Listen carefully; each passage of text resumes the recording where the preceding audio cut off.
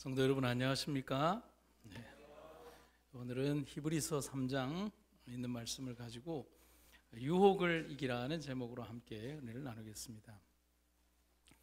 술을 특별히 금기시하는 중동 지역의 이슬람 문화권에서 전해오는 이야기 가운데 이런 이야기가 있습니다. 사탄이 어느 날 나타나서 한 사람에게 이렇게 위협을 했다는 겁니다. 네 오늘 선택을 해라. 네가 만약에 지금 나한테 목숨을 뺏기지 않으려면 다음 세 가지 중에 한 가지를 택해라. 첫째, 네 어머니를 지금 죽이든지.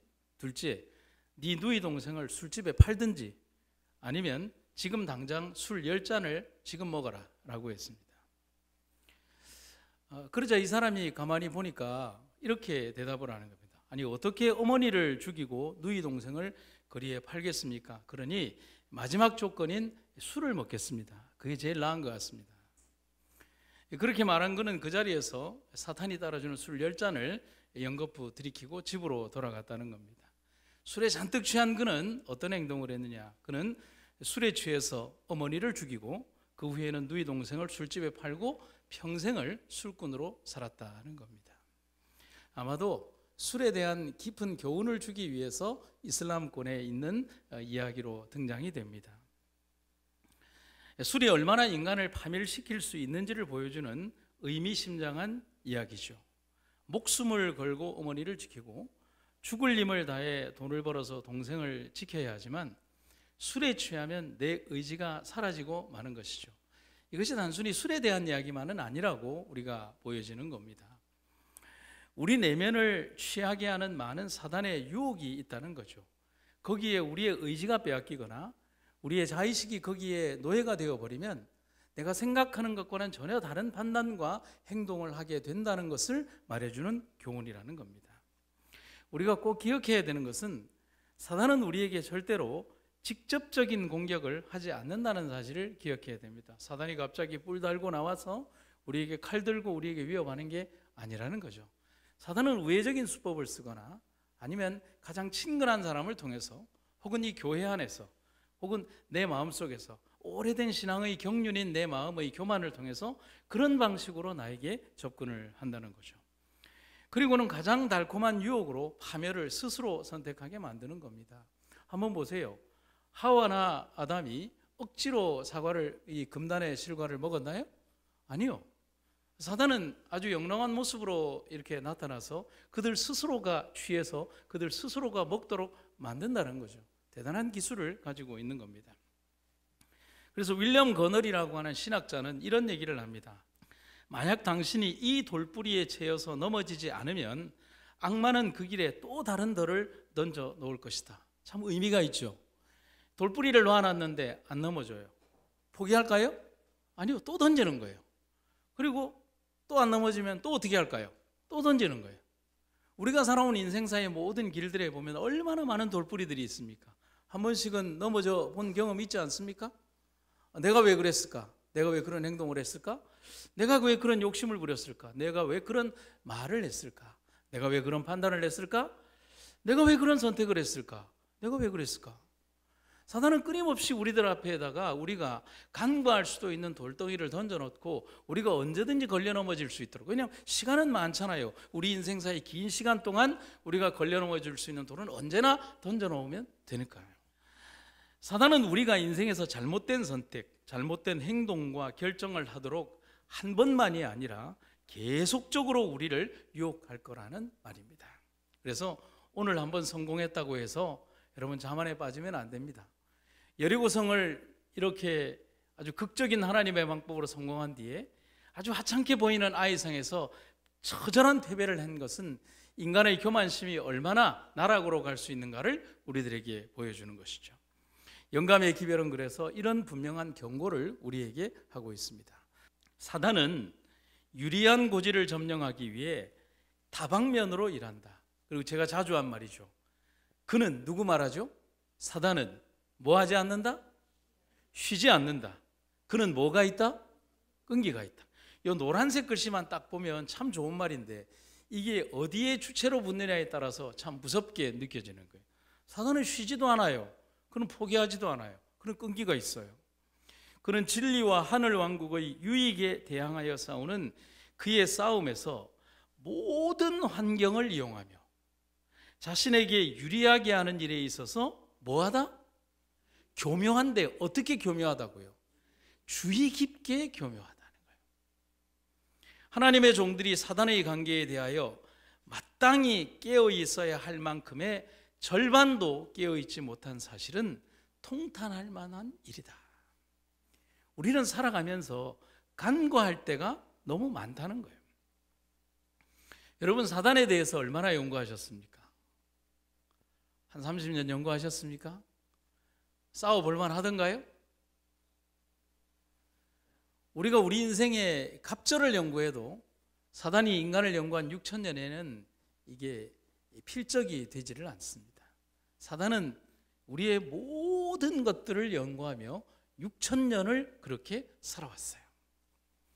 우리의 가장 연약한 면이 무엇인지, 아니 솔직하게 얘기해서 오호철이라는 사람이 어디에 가장 연약한지, 그리고 내가 무엇을 가장 소중히 여기는지, 이걸 건드리면 이 사람이 어떻게 흔들릴 것인지에 대해서 내 마음에 숨겨진 추악한 이기적 동기, 다른 사람들 앞에서는 양복 입고 멋지게 설교하고 고상하고 거룩한 척 보이지만은 난 내면에 혼자 있는 모습 속에서는 얼마나 추악한 모습을 이렇게 감추고 있는지 다른 사람은 몰라도 누구는 아는 거예요.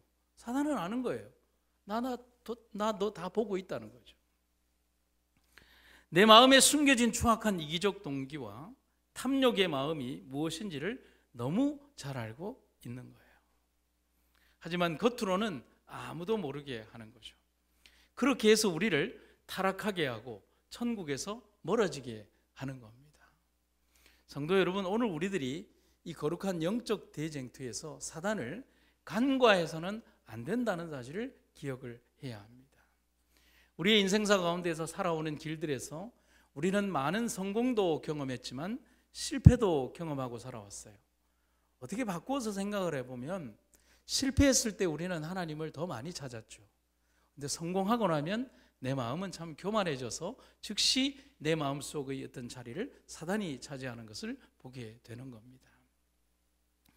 이탈리아의 탐험가 가운데 예전에 동방견문록이라고 하는 것을 쓴 이 탐험가가 있죠. 혹시 누군지 아십니까?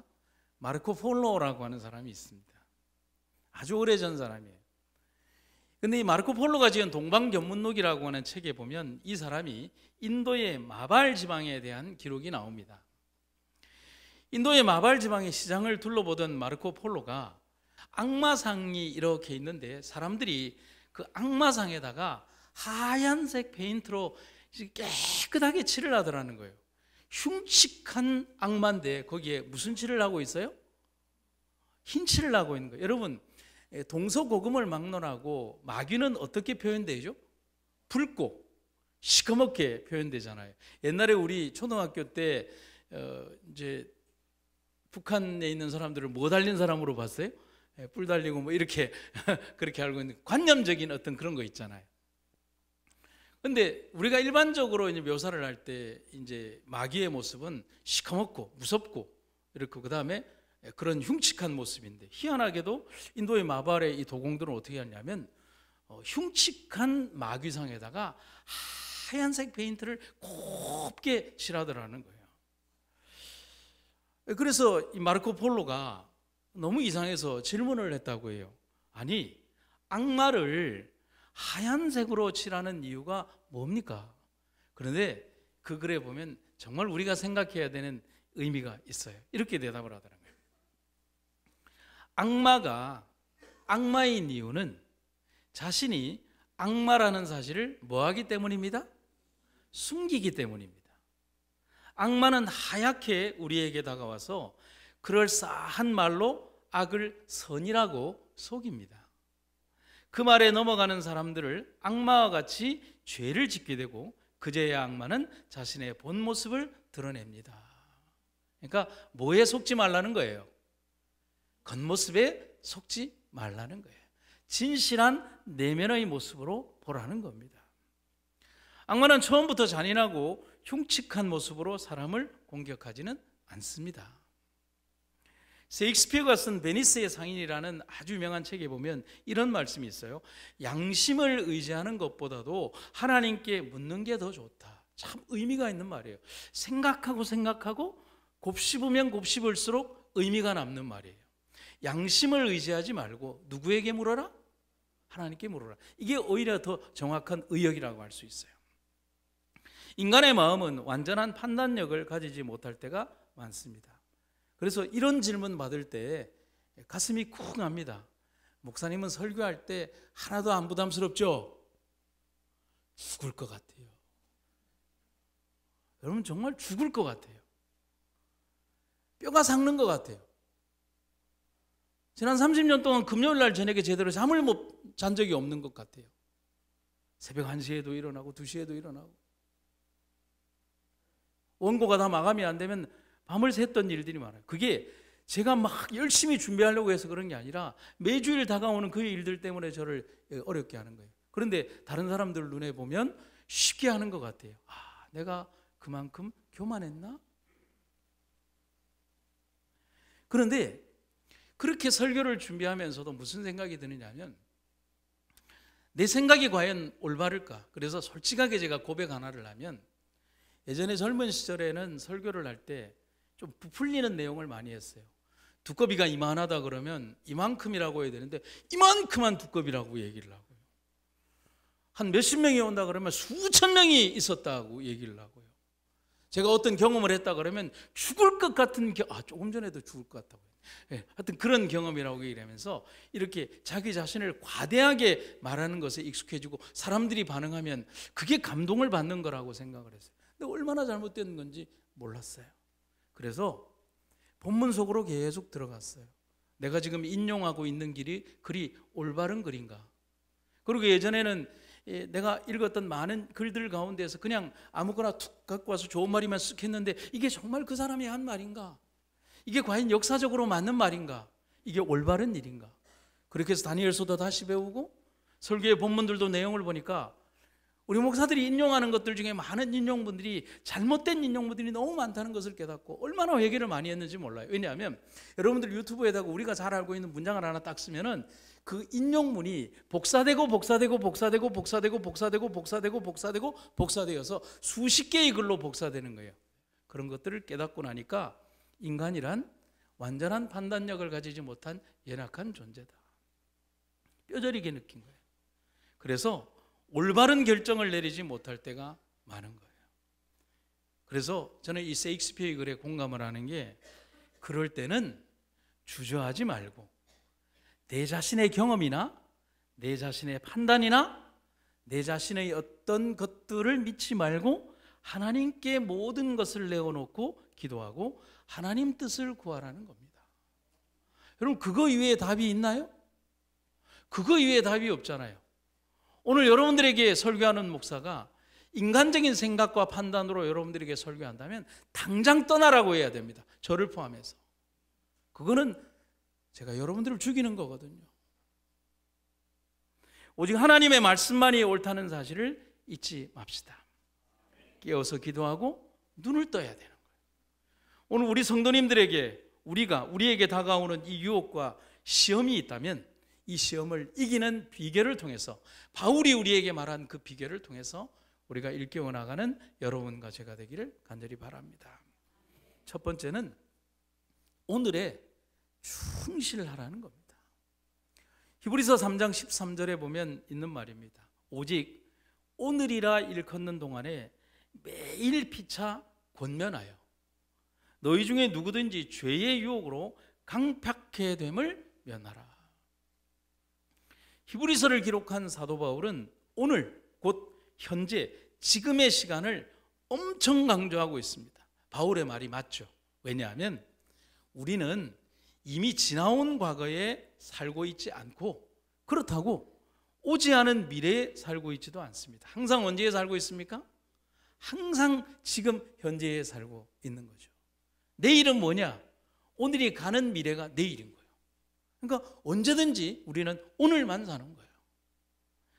과거에 조금 잘나고 잘했던 경험으로 오늘도 그러리라는 기대로 살면 안 됩니다. 왕년에, 여러분 죄송합니다 이런 표현해서, 왕년에 처음 믿을 때 열심히 없었던 사람 누가 있나요? 왕년에 처음 결혼할 때 미칠 듯이 이 여자를 사랑 안 한 사람 누가 있나요? 왕년에 어떤 물건을 살 때 그 새 물건을 보며 정말 얼마나 좋아했던 경험 없나요? 여러분 우리 집에 저 차 11년 됐어요. 살 때 문도 살살 닫으라고 했어요. 지금 어떻게 하는 줄 아십니까? 우리 집 사람이 한 석 달마다 한 번씩 가서 긁고 옵니다. 그러면 제가 뭐라 하는 줄 아십니까? 괜찮다. 괜찮다. 여러분, 우리는 과거의 경험 속에서, 과거의 영화와 그런 모든 모습들 속에서 살고 있지 않아요. 그리고 내일은 잘 되겠지라는 막연한 추측으로 살아서도 안 됩니다. 오늘 충성하지 않는 사람이 내일 어떻게 충성을 합니까?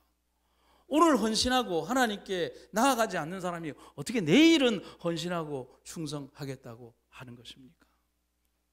어제가 어떻든 오늘은 땀 흘리는 정직한 모습이어야 되는 겁니다. 내일이 어떻든 다가올 내일의 오늘을 위해 오늘 씨름하고 노력해야 하는 겁니다. 그래서 15세기의 저명한 교부이자 사제였던 토마스 아 캠피스라고 하는 저명한 교부는 이런 얘기를 합니다. 지금이야말로 뭐 할 때다? 일할 때다.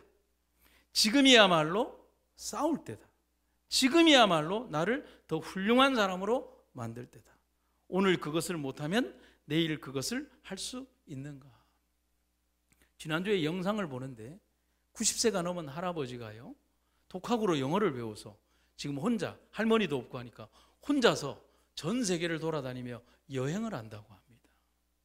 그 할아버지에게 여행은 자신의 삶을 여러 곳으로 갈 수 있는 하나의 돌파구거든요.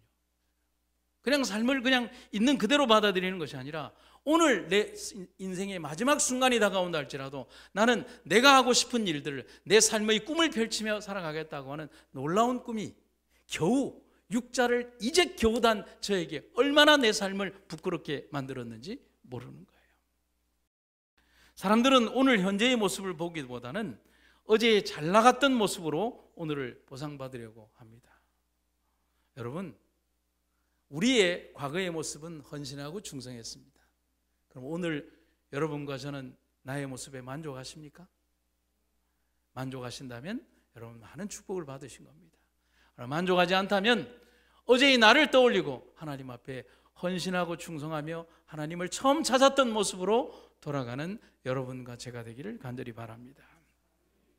미국 건국의 아버지로 불리는 벤자민 프랭클린은 이렇게 고면을 합니다. 이미 흘러간 물로는 물레방아를 돌릴 수 없다. 과거에 어리석은 일을 했기로 그것 때문에 고민할 것은 없다. 그 고민으로 흘러간 물이 다시 오지는 않는다. 슬프든지 분하든지 과거는 과거로 묻어버리고 오늘은 오늘로서 생활해야 한다. 과거의 한 토막으로 새 날을 더럽혀서는 안 된다. 100사람의 임금의 권력을 모아도 지나간 과거는 다시 불러올 수가 없다. 어찌 그 지나간 일로에서 괴로워하고 슬퍼하는가? 물은 이미 흘러갔고 흐르는 물을 쫓아갈 필요는 없다. 사람은 과거의 실수와 실험만 하지 않는다면 누구나 훨씬 행복하게 될 수 있다. 그래서 바울은 우리에게 이런 말을 간곡히 하는 것 같습니다. 같이 한번 읽어볼까요? 시작. 오직 오늘이라 일컫는 동안에 매일 피차 권면하여 너희 중에 누구든지 죄의 유혹으로 강팍해 됨을 면하라. 오늘이라는 시간 매일매일 서로 권면하고 격려하라고 합니다. 안식일학교 시간에 안교장 선생님이 이렇게 서로에게 격려하고 칭찬하고 그러는 것처럼 우리는 우리 삶의 매 순간마다 내 사랑하는 이웃들과 교우들과 성도들을 향해서 그들을 향하여 아름다운 권면과 사랑으로 기도해주고 격려하는 그런 삶을 살아가야 하는 겁니다. 왜 그렇게 해야 되는가? 그렇게 해야만 유혹을 이길 수 있다라고 말하는 겁니다. 그 이유를 이미 12절에서 말해주는데 이렇게 13절에서 12절 위로 올라가면 이렇게 되어 있죠. 불신의 마음을 품고서 살아계신 하나님을 따라가는 자들이 되는 그 이유는 죄의 유혹에 마음이 빠져 강팍해지기 때문에 그렇다는 것입니다. 그래서 바울이 뭐라고 얘기합니까? 매일매일 서로 뭐하고? 권면하고, 매일매일 서로 일깨우고 기도하며 서로의 유혹을 이기라고, 사단의 유혹을 일깨워 나가라고 말하는 것입니다. 사단의 유혹은 어제라는 시간에 머무르게 하거나 내일이라는 미지의 시간만 바라보게 만듭니다. 그러나 오늘에 충실하고 정직하며 성실한 사람은 그 어떤 유혹도 승리하고 이겨나갈 수가 있습니다. 그래서 제가 이런 생각을 많이 해요. 내일이라고 하면 여러분 희망적입니까? 아니면 절망적입니까? 희망적이죠. 근데 이 내일이라는 이 표현이 조금 절망적인 표현으로 이렇게 쓰일 수 있어요. 제가 이렇게 써봤어요. 내일이라는 시간은 희망을 주기도 하지만 오늘을 도외시한 내일은 더 큰 절망을 안겨준다. 우리는 오늘을 의미 있게 살아가야 한다. 우리를 유혹하는 사단의 뜻은 미래에 대하여 막연한 기대감만 심어준다. 여러분, 아름다운 미래를 위하여 오늘 우리의 삶이 하나님 보시기에 값진 오늘의 삶 되시기를 간절히 바랍니다. 오늘의 의무를 성실하게 감당하는 것이 내일의 실현을 위하여 가장 잘 대비하는 일이 된다. 미국에 최근에 큰 홍수가 한 지역에서 발생을 했습니다. 그런데 그 일대 전 지역이 미국의 땅덩어리가 이렇게 젖으면은 경상남도 땅 전체 정도가 이렇게 부산 지역이나 뭐 사천시 정도는 그냥 다 물에 잠긴다고 보면 돼요. 왜냐하면 평평한 땅이니까요. 근데 그 드넓은 지역 가운데서 한 집만이 물에 침수되지 않고 있는 거예요. 그렇다고 해서 집을 높이 당한 게 아니고요. 그 사람은 어떻게 했냐면 10년에 한 번씩 혹은 몇 년에 한 번씩 이 지역에 큰 홍수가 온다는 것을 알고 어떻게 했냐면 자기가 가지고 있는 농구와 트랙터와 이런 걸 가지고서 집 옆에 둔덕을 쌓기를 시작한 거예요. 그러면서 무엇을 했냐면 지난 20년 동안에 홍수가 났을 때 물이 불어오르는 것을 계산을 한 거예요. 그 계산한 것보다 조금 높게 그 토사를 이렇게 쌓아가지고 그 물들이 자기 집에 넘어오지 못하도록 한 거예요. 근데 그 사진을 보면 어떻게 되어 있냐면 전 일대가 전부 다 바다처럼 잠겨 있는데 그 집만 혼자서 거기에서 그냥 살아남은 거예요. 그 사람의 오늘은 어떤 오늘일까요? 그 오늘이 갑자기 이루어진 오늘일까요? 아니죠. 그 난국과 그 홍수를 대비하기 위한 오랜 동안의 준비와 연구와 헌신과 충성이 있었기에 바로 그렇게 자기의 재산과 삶을 지킬 수 있었다는 사실입니다. 하나님의 종이라고 주장하는 모든 사람은 매일매일이 마지막 날인 것처럼 당신의 사업을 하도록 부르심을 받았다. 능력과 큰 영광으로 하늘 구름을 타고 속히 오실 인자에 관하여 이야기하라. 시간을 미루지 말라. 여기에 각 사람이 져야 할 큰 짐이 있다. 나의 죄들은 용서를 받았는가? 죄짐을 지시는 그리스도께서 나의 죄를 가져가셨는가? 나는 예수 그리스도의 의로 정결케 된 깨끗한 마음을 소유했는가? 그리스도 안에서 피난처를 구하지 않는 영혼에게는 재난이 있을 것이다. 하나님의 사업에서 마음을 돌이키는 길에 서 있게 될 모든 자들에게, 또한 지금 어떤 영혼을 부주의하게 만드는 자들에게는 재난이 있을 것이다. 오늘 우리에게 주어진 이 하루에 감사하는 여러분과 제가 되기를 간절히 바랍니다. 그 말은 오늘 우리가 이 땅에 다가올 수없이 많은 환난과 내일의 삶을 위하여 준비할 수 있는 시간이 우리들에게 주어졌음을 말하는 것입니다. 두 번째는 분명한 목표를 가져라는 것입니다. 다니엘 1장 8절에 보면 다니엘은 뜻을 정했다, 목표를 정했다는 것이죠. 그 전에 큐벨이라고 하는 신학자는 이런 얘기를 합니다. 목표는 반드시 달성되기 위해서 세워지는 것이 아니라 표준점에 구실을 하기 위해서 세워지는 것이다. 이 말에 전적으로 공감을 표합니다. 여러분, 제가 좀 퉁퉁합니까? 아니면 날씬합니까?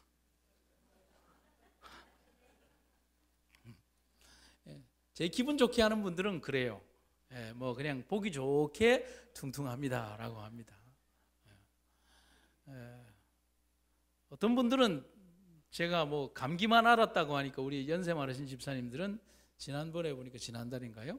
저는 그대로 됐고 얼굴이 이리 부었는데도 홀쭉해졌다고 뭐 그렇게 얘기를 하시면서 마음으로 사랑을 표현해 주셨어요.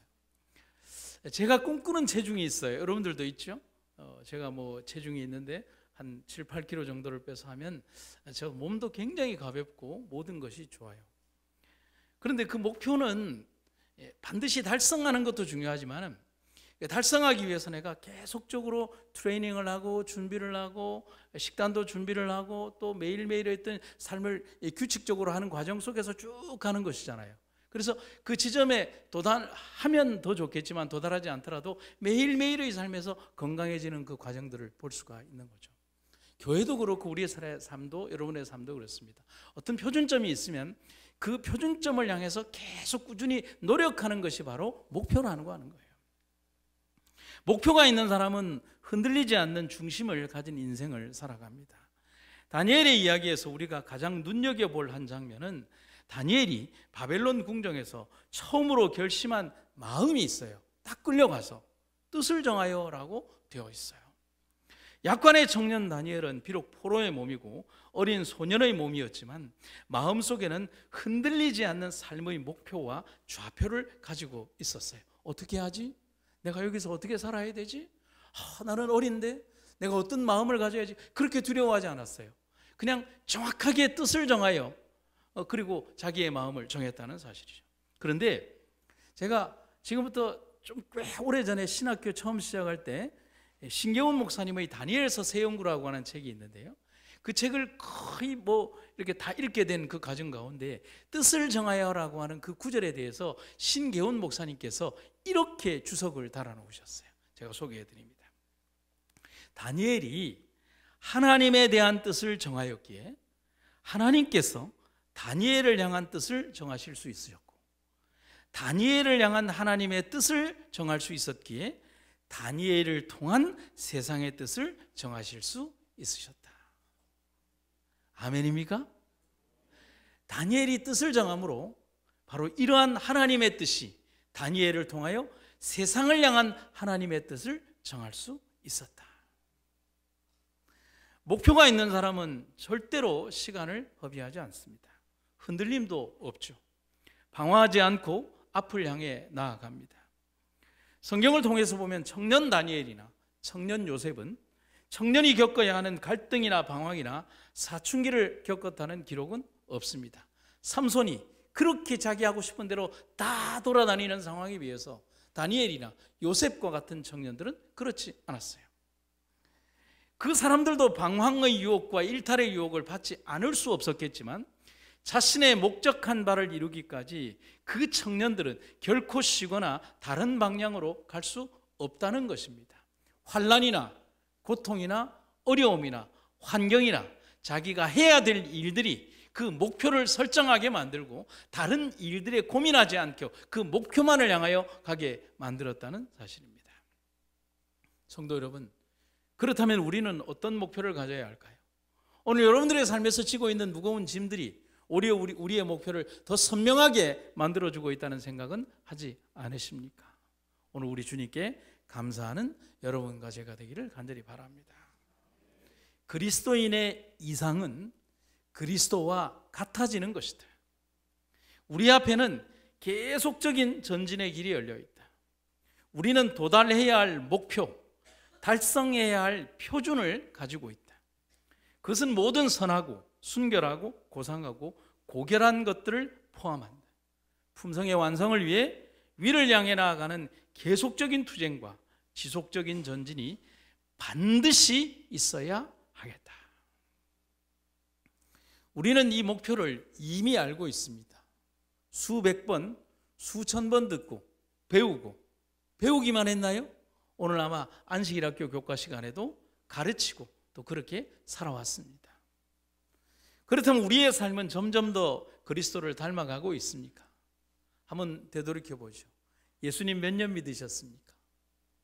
저만 해도 한 40년 가까이를 믿었어요. 그런데 40년 전의 저는 지금의 저와 비교했을 때 예수님께 점점 더 가까이 갔나요? 이 질문을 저에게 했을 때 과연 그럴까? 제 마음이 조금 슬퍼지기 시작합니다. 나는 품성적으로 예수님을 더 많이 닮아갔나요? 나는 점점 더 예수님의 어떤 사랑과 은혜를 전하며 살고 있습니까? 모든 대화와 모든 일들에서 나는 정말 예수님처럼 되어가고 있는가?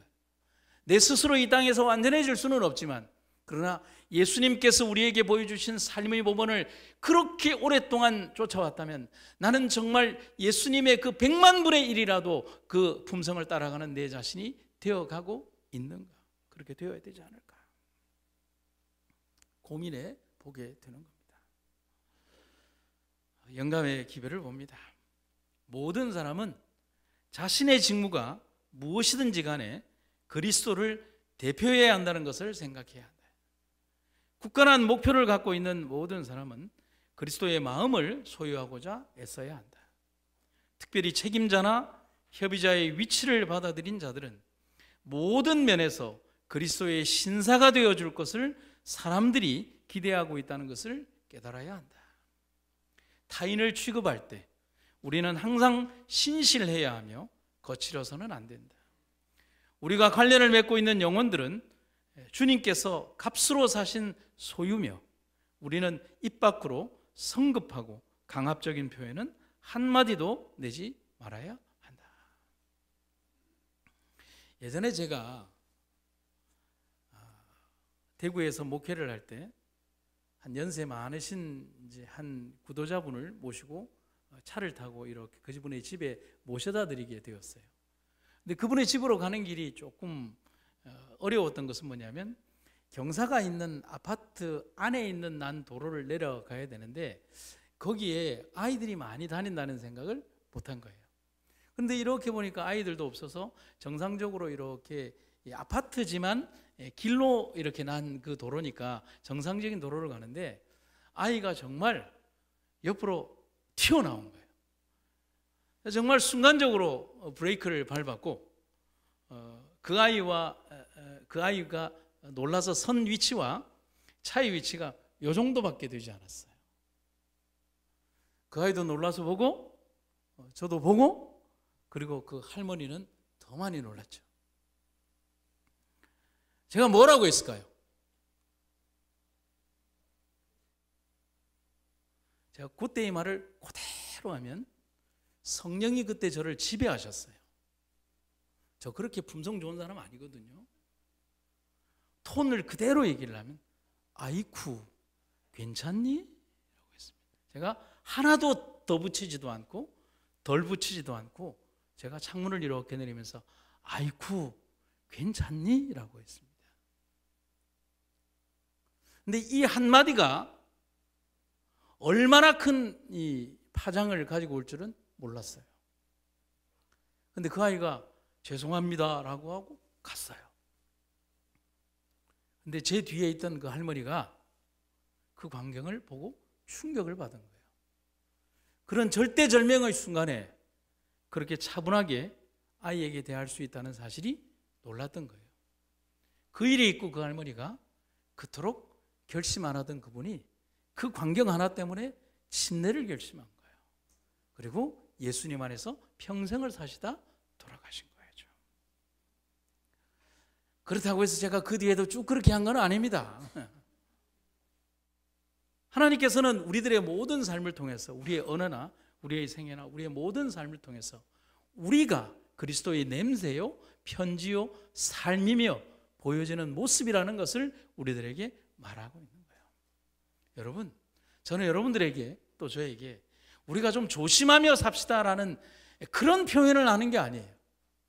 우리의 삶을 통해 예수님 냄새가 좀 났으면 좋겠어요. 예수님이 좀 드러났으면 좋겠어요. 세상 사람들이 예수님을 볼 수 없지만 작은 예수로 세워진 우리의 불꽃 같은 삶을 통해서 예수님이 드러나야 되지 않겠습니까? 여러분, 히브리어 단어 중에 하타트라고 하는 단어가 있습니다. 번역하면 죄라는 말이에요. 명사형으로 할 때. 이 죄라는 단어를 뜻하는 히브리어의 하타트의 실제 뜻은 뭐냐면 표적이나 관역을 빗나가다는 뜻이에요. 관역을 향해서 궁수가 화살을 날렸는데 표적을 벗어나면 표적 앞에 선 이 표적을 보는 이 노예가 나타나서 큰 소리로 주인에게 하타트라고 외치는 것입니다. 표적을 빗나갔습니다 라고 얘기하는 거예요. 그런데 이 표적을 빗나갔다는 이 말이 죄라는 말과 똑같이 쓰이고 있는 거예요. 그럼 우리에게 이 표적은 뭘까요? 예수님이죠. 우리가 어떤 다른 사람의 돈을 절취하거나 다른 사람에게 해를 끼쳐서 죄가 아니라 우리가 표적 대신, 우리의 목표 대신, 우리의 좌표 대신 예수님에 대한 목표를 잃어버렸을 때 그게 죄가 된다는 사실. 왜냐하면 그 목표를 잃어버리면 우리는 예수님 아닌 다른 길로 가는 거예요. 그래서 베드로가 물에 빠진 거잖아요. 목표를 잃어버리는 삶은 하타트입니다. 목표가 없는 삶은 유혹을 절대로 이겨낼 수 없습니다. 사막 한가운데에서, 바다 한가운데에서 좌표 없이, 그리고 그 북극성이라는 좌표 없이 사막을 벗어나려는, 바다를 벗어나려는 우둔한 사람이 되어서는 안 되는 거죠. 그리스도라는 위대한 목표가 없이 우리의 삶은 영원히 죄인일 수밖에 없는 겁니다. 그래서 여러분, 예수님이 내 마음에 임재하시면, 내가 예수님을 바라보고 있으면, 내가 예수님 안에 거하면, 그분과 연결되어 있으면 내 언어가 지배당하겠죠. 내 생각이 지배당하겠죠. 내 삶이 지배당하겠죠. 그런데 우리가 그 목표를 벗어나서 다른 데로 가면 내가 하고 싶은 말을 하고 내가 하고 싶은 표현을 하고 내 욕심이 내 마음을 지배하게 되는 겁니다. 간단한 영적 원리가 아니겠습니까? 성도 여러분, 그래서 그 목표와 좌표를 정확하게 알게 되었던 사람은 아무리 짧은 만남을 통해서도 예수님 옆의 강도는 구원을 얻게 된 거 아닙니까? 여러분, 어떻게 보면 좀 이 셈법이 너무 억울하지 않습니까? 나는 40년, 50년, 60년, 70년을 믿고도 구원을 받았는지 뭐 했는지 이게 알 길이 없는데, 예수님 옆에서 평생 동안 나쁜 짓만 일삼던 사람들이 주여 당신의 나라가 임할 때 나를 구원하옵소서. 그래, 이 땅에 하늘나라 임할 때 내가 너의 이름 기억해 주겠다. 여러분, 셈법으로 따지면 얼마나 억울합니까? 그러나 정확한 목표를, 삶의 끝 지점에서 예수님을 발견한 그 사람은 정확한 목표를 바라보고 예수님께 자신의 마지막 삶을 드렸다는 사실인 것입니다. 예수님을 기쁘시게 하고자 하면 많은 이들은 그들의 생각과 행동의 방향에 있어서 결단적인 변화를 일으켜야 한다. 생각들은 반드시 연단되어야 한다. 마음의 허리를 동임으로써 마음이 바로 지향되도록 하여야 하며, 계획을 질서 있게 세운 뒤에는 매 발걸음 앞으로 전진하여야 하고, 막연한 이상이나 되는 대로 한 계획을 따라감으로써 시간을 잃어버리지 말 것이다. 우리는 생애의 목적과 목표를 고려하여야 하며 항상 우리 앞에 가치 있는 목표를 지녀야 할 것이다. 매일 생각들은 연단함을 받아야 하며 나침반이 남극을 가리키듯이 자기의 목표와 목적을 가져야 한다. 그리고 모든 생각과 행동의 성격을 그 목적을 달성하도록 만들어야 할 것이다. 생각들은 반드시 지배되어야 한다. 누구에게요? 예수님에게. 그대가 행할 일에 대하여 확실한 목적과 목표를 가져야 한다. 성도 여러분, 우리가 그러한 삶의 분명한 목표가 있다면 우리에게 다가오는 사단의 모든 위험은 결코 우리를 이기지 못할 것입니다. 그가 아무리 6,000년을 연구했든 6만 년을 연구했든 내가 예수님에게 매어 달려 있다면 그 연결고리를 자기가 어떻게 할 것입니까? 우리가 믿을 건 그것밖에 없지 않겠습니까? 마지막으로 한 얘기를 들려드리겠습니다. 사탄이 어느 날 한 젊은 청년을 찾아왔습니다. 그가 이 청년을 왜 찾아왔냐면 이 청년은 많은 돈을 벌고 싶은 욕심이 있었거든요. 사탄이 그에게 10개의 병을 보이면서 이런 제안을 합니다. 여기 9개의 병에는 꿀물이 들어있고 1개에만 독약이 들어있는데 10개 중에 아무거나 하나를 마셔서 네가 꿀물을 먹으면, 그리고 살아남으면 엄청난 돈을 주겠다 제안을 했습니다. 여러분, 해볼 만합니까? 어때요? 여러분 10분의 1인데? 청년도 안 한다라고 했어요. 아무리 돈이 좋지만 뭐와 바꿀 수 없지? 생명과는 바꿀 수 없지. 근데 사탄은 계속 유혹했습니다.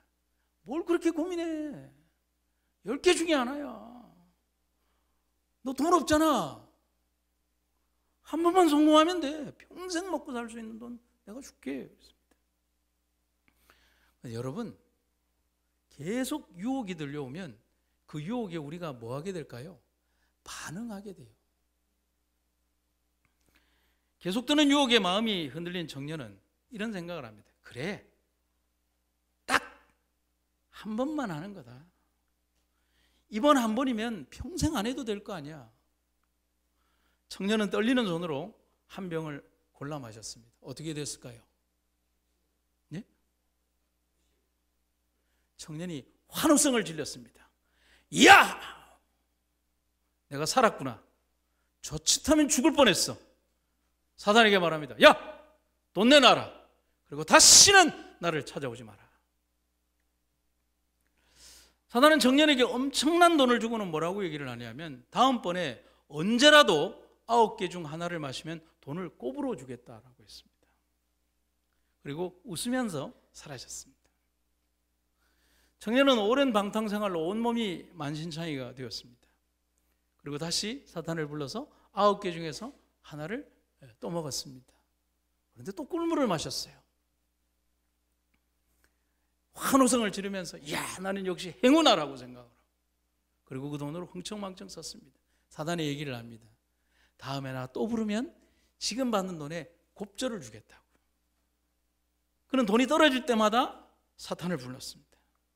어느덧 청년이 죽지도 않고 백발의 노인이 되었습니다. 이제 딱 2개의 병만 남았습니다. 확률이 몇 프로죠? 50%죠. 어때요? 지금까지 행운이 있었는데 한번 해보실 만합니까? 다시 인생의 마지막에선 그는 사탄을 불렀습니다. 이미 폐인이 된 노인은 벌벌 떨리는 손으로 그 둘 중에 하나를 골랐습니다. 노인은 마침내 잔을 마셨습니다. 어떻게 됐을까요? 노인은 마지막 잔을 마시고서 이렇게 말합니다. 야! 이번에도 내가 이겼어.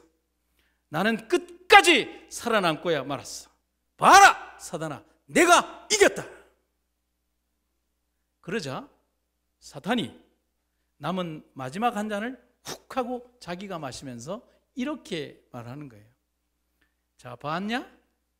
처음부터 독약은 없었어. 네가 유혹에 넘어가는 그 순간, 나와 거래하는 그 순간, 쾌락에 탐닉하는 그 시간이 독약이었을 뿐. 아니, 바꾸어 말하면 10개의 잔 전부 다가 독약이라고 할 수가 있겠지. 너를 서서히 이렇게 완벽하게 죽이게 되었으니까. 성도 여러분, 저는 이 이야기를 상당히 의미 깊게 예전에 읽었습니다. 우리는 매 시간 사단의 유혹에 직면하고 있습니다. 그런데 유혹 속에서 참 잘 견디고 있는 것처럼 보여요. 왜냐하면 잘 살고 있으니까. 그런데 한번 생각을 해봅시다. 나는 여전히 변화가 없고, 나는 여전히 내 마음에 이기심을 안고 사람들 앞에 그런 모습으로 사는데, 나는 여전히 독약이 아닌 꿀물을 계속 마시고 있다라고 내 자신에게 쏟고 있는 것은 아닌지.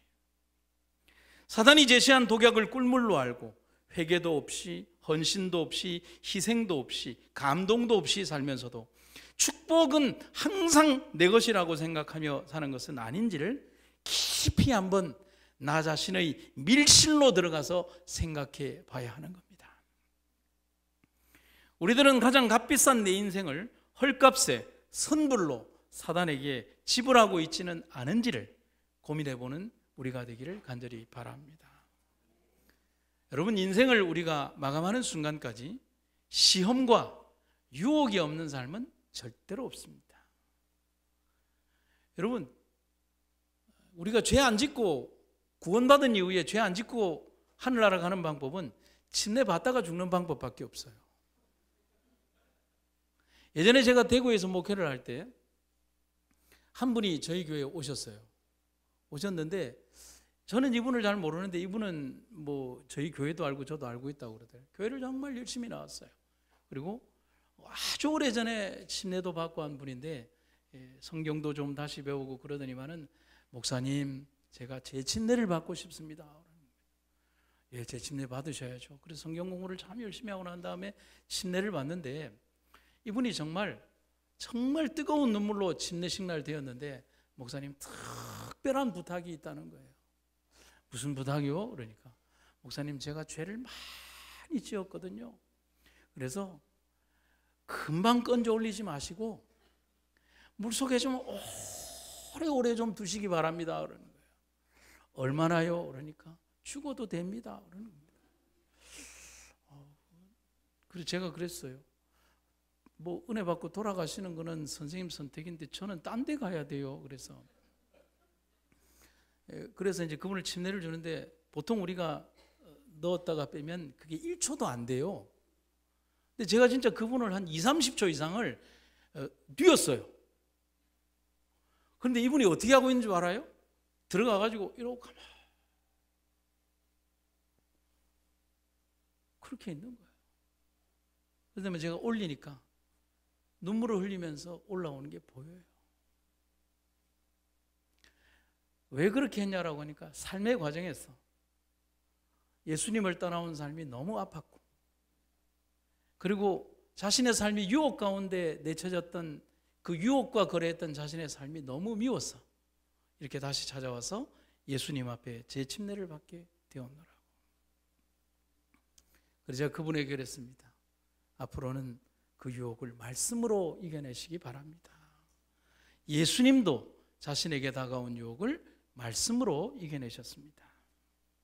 그 옛날 혼돈의 시간을 보내며 모세의 뒤를 이어 지도자의 길을 걸었던 사람이 여호수아죠. 편한 삶을 살았을까요? 얼마나 많은 혹독한 삶의 과정을 겪었을까요? 그런데 영감의 기별과 성경은 그를 승리자로 묘사를 합니다. 그 마지막 글을 읽어드리고 말씀을 마치겠습니다. 무엇이 여호수아의 승리의 비결이었는가? 너는 주야로 하나님의 말씀을 묵상하라. 여호수아가 요단을 건너기 바로 직전에 주의 말씀이 여호수아에게 임하였다.